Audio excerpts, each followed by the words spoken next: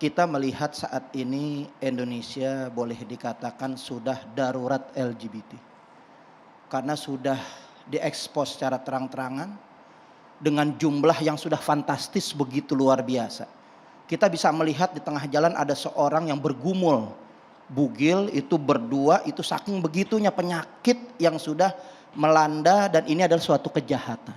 Nah, kita melihat Indonesia sudah darurat LGBT ini karena Indonesia sudah masuk peringkat kelima menurut data CIA itu tahun 2015. Mungkin sekarang sudah lebih daripada itu. Karena kita melihat ada deretan yang kelima Indonesia setelah Cina, India, kemudian Uni Eropa dan kemudian Amerika baru Indonesia. Ini sangat mengkhawatirkan, sangat memprihatinkan. Bagaimana tidak umat Islam yang paling terbesar di dunia, yang berdasarkan negara ketuhanan yang Maha Esa. Begitu juga dilindungi oleh Undang-Undang Dasar pasal 29 ayat 1 ayat 2. Begitu juga Indonesia ini merdeka, kemerdekaan ini atas berkat rahmat Allah Subhanahu wa taala. Bisa terjadi sedemikian rupa, yaitu kejahatan-kejahatan yang merupakan daripada LGBT ini. Karena kita melihat jerat-jerat undang-undang ini harus menjerat daripada LGBT karena sudah memang ada dasar landasan. Novel, kejahatan dalam hari ini kejahatan macam apa? Jadi kejahatan ini kejahatan yang memang merugikan baik dari psikologi maupun dari penyakit yang memang akan membinasakan umat manusia di dunia ini. Kalau orientasi yang menyimpang tapi tidak merugikan orang lain dengan konteks seperti itu gimana Bang Novel? Jadi kalau orientasi menyimpang itu untuk dirinya sendiri tidak disalurkan kepada lawan jenisnya, mungkin ini masih ada dalam hukum Islam juga ada memang orang-orang yang berkelamin ganda ataupun mempunyai kelainan-kelainan asal jangan disalurkan. Akan tetapi harus dibina, dididik agar mereka ini untuk bisa jangan sampai menyimpang daripada bisa berhubungan dengan sesama jenis. Ini yang sangat berbahaya. Nah, kita melihat sudah ada landasan-landasan pasal undang-undang pasal 292 itu KUHP itu yang menjerat daripada homoseksual memang hanya ditujukan kepada anak di bawah umur. Nah, ini sudah ada landasan. Begitu juga pasal 284 tentang perzinahan karena yang kita melihat ini adalah perzinahan. Nah, dengan perzinahan ini nggak mungkin diikat dengan perkawinan karena perkawinan Undang-Undang Nomor 1 1974 itu mengikat perkawinan antara beda jenis pria dan wanita dan latar belakang perkawinan itu adalah untuk menggapai rumah tangga yang berketuhanan yang Maha Esa. Maka Indonesia ini diikat dengan seperti itu. Nah, ketika LGBT ini nongol begitu luar biasa, ini ada program yang sangat berbahaya. Program kejahatan internasional yang mendukung kemaksiatan, kemungkaran, kebatilan, kezaliman dibungkus dengan hak asasi manusia.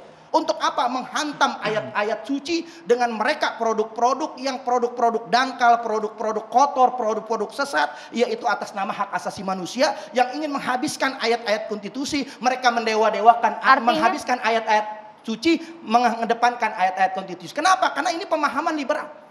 Hak asasi manusia kita akui. Konteks perzinahan ya artinya yang dipermasalahkan di sini. Ada konteks perzinahan juga pasal pasal 284. Begitu juga sudah ada dasarnya Undang-Undang 292 tentang yaitu perbuatan yang dipidana kepada sesama jenis. Memang ketika itu korbannya anak di bawah umur. Akan tetapi bisa karena yang korban anak di bawah umur 15 tahun mungkin dengan sesama suka karena perzinahan 284 itu suka sama suka itu dijerat. Nah, begitu juga dengan apalagi ini karena banyak yang dikorbankan keluarga, lingkungan, pasti orang yang menderita LGBT ini sangat disingkirkan dari keluarga karena ini suatu aib, suatu penyakit yang memang harus dididik, yang memang harus diarahkan untuk jangan sampai karena Indonesia ini sudah hampir 7 juta.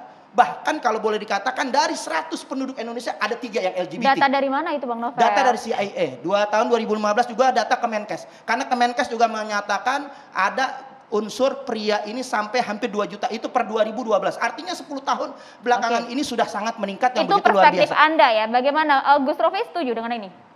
Sepakatkah Anda? Jadi di ruangan kita pada malam hari ini semua sepakat ya bahwa kita menolak LGBT. Karena agama memang melarang itu. Cuman ketika RUU KUHP ketika diterapkan kepada LGBT ini kan harus detail ya, harus detail yang mana yang memang itu disanksi. Karena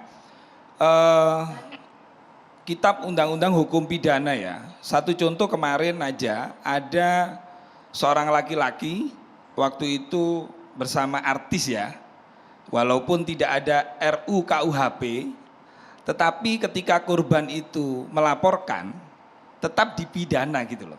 Jadi tidak melihat gender gitu loh. Yang namanya perzinahan itu tidak melihat gender gitu loh.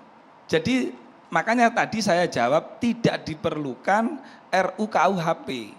Karena siapapun yang melakukan pelanggaran seksual, siapapun yang melakukan kekerasan seksual, baik itu laki, baik itu perempuan, perempuan dengan perempuan, laki dengan laki-laki, maka ya sama hukumnya, di mata hukum itu sama gitu loh. Ini konteksnya kekerasan. Tidak Iya, perlu ada kemudian tindakan hukum. konteksnya kekerasan. Nah kalau menyangkut misalnya yang namanya G ya, tadi saya diskusi sebentar dengan seorang ibu, memang masalahnya ini macam-macam Mbak. Ada karena itu memang bawaan ya. Sehingga makanya yang dipidana ini apanya gitu loh. Ketika dia melakukan di suatu tempat yang privat, yang tidak mengganggu kepentingan publik, terus kemudian dilakukan suka sama suka, kita tidak tahu. Karena di dalam Al-Quran, di dalam agama Islam pun perzinahan kan saksinya itu kan harus lebih dari sekian misalnya seperti itu. Jadi biar mereka menjadi tanggung jawab mereka sendiri. Nah tugas supaya yang katanya yang ditakutkan oleh Habib Novel Bamukmin bahwa ini akan banyak peningkatan. Maka dari itu dengan adanya Yai Khalil Nafis, dengan adanya penceramah, pendakwah, tokoh agama, ini tidak boleh menyerah, tidak boleh berhenti di tengah jalan untuk terus berdakwah, terus mengajak bagaimana caranya hal-hal yang sepertinya LGBT ini berkurang gitu loh. Gus Rofi, supaya pemirsa tidak salah mencerna, apakah artinya Anda mengesankan bahwa ya sudah dibiarkan saja LGBT ini mereka beranak pinak selama tidak mengusik di kehidupan sosial. Jadi mereka tetap eksis, Jadi tapi tidak begini mengganggu ya, kita bersama. Jadi gini, kita ini untuk membentengi hal itu kan yang paling penting di keluarga kita ya. Di keluarga kita atau di saudara kita ini kan dari ilmu agamanya.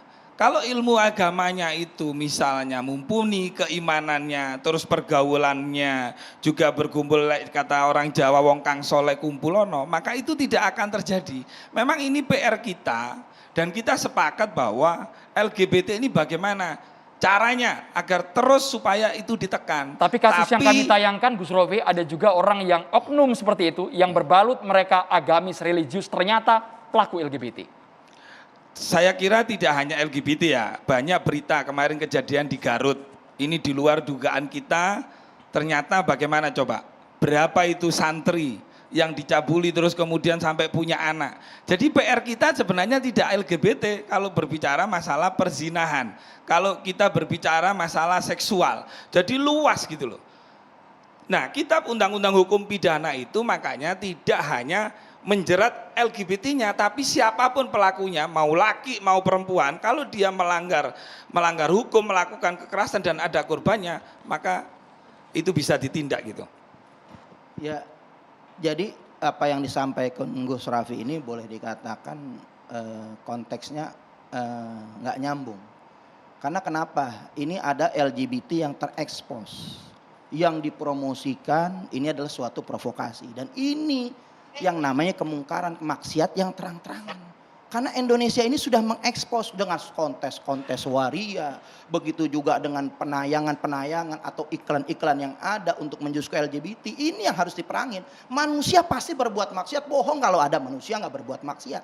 Ketika manusia berbuat maksiat, apapun yang dilakukan, ya tutupin maksiat. Haram kita untuk membongkar atau mengintip-ngintip orang sedang berbuat maksiat. Akan tetapi yang menjadi PR kita ini adalah LGBT yang dieksploitasi. Nah, respon Anda Gus? Nah, tapi kan begini Mas Novel, nah itulah tadi, karena Indonesia ini kan ratifikasi HAM itu kan nggak bisa lepas.